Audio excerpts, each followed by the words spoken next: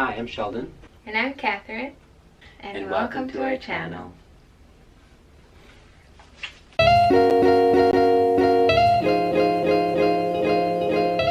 Today we're going to talk about the things that you need in order to marry a foreigner in the Philippines.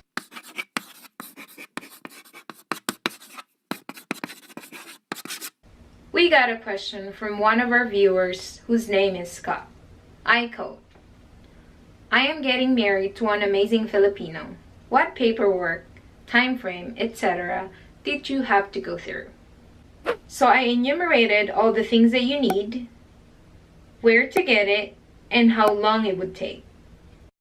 So let's proceed with the most important legal document that you need to secure in preparing for your wedding.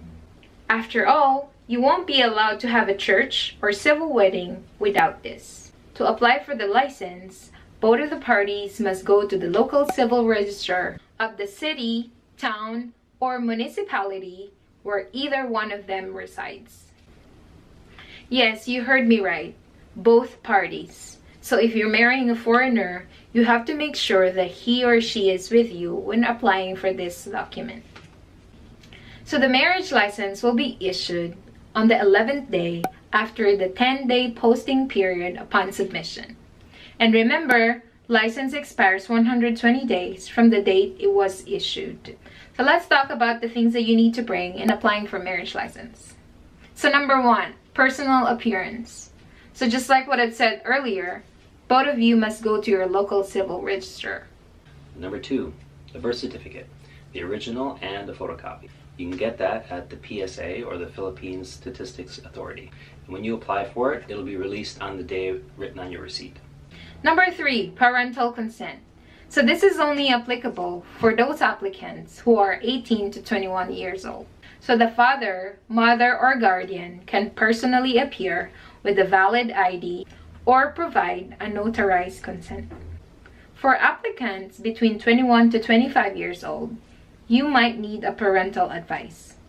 The parents or guardians is likewise required to either show up with a valid ID or just provide a written letter expressing that they are aware of the couple's intent to get married. Number 4, the community tax certificate or the cedula. You can obtain that at City Hall in your jurisdiction. This document is usually issued the same day you go in to apply for it. You just wait for it and you receive it right away. Number 5, photo ID. I can't quite remember what size you may need, but make sure to provide 2x2 or 1x1 so you can get your picture taken in any photo center.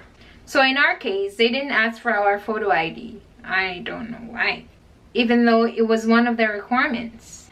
So it is still good to have them in case they asked for it. Number 6, the Cenomar, which stands for the Certificate of Non-Marriage, which just proves that you're not married. And this only applies to the Filipino in the relationship. Cenomar can be obtained at the PSA or the Philippine Statistics Authority. And just like the birth certificate, it'll be issued to you on the date specified on your receipt. 7th on the list is the Certificate of Family Planning. This is offered free of charge at your local city hall. Make sure to schedule the best time that suits you.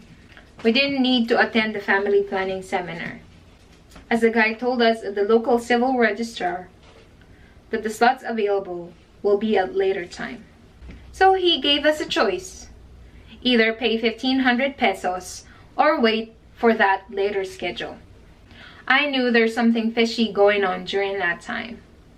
But since Sheldon is only staying for a week and we don't have enough time, we just resorted to paying him the money. Next, you're going to need your passport that was issued in your country of origin.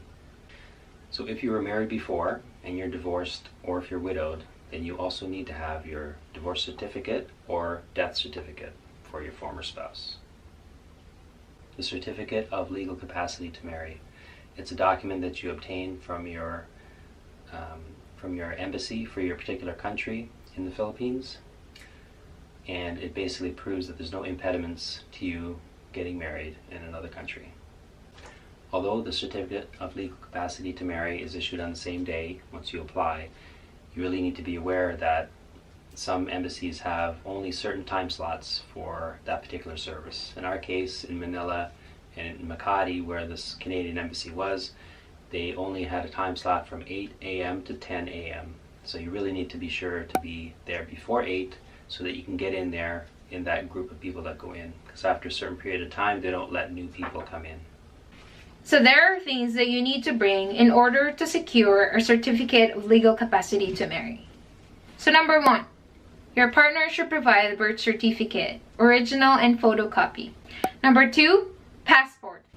Number 3, divorce certificate, or any document that proves that he is not currently married. Lastly, you'll need your processing fee. You can pay that by cash or credit card. In our case, we only had a simple garden wedding, which was officiated by my church pastor.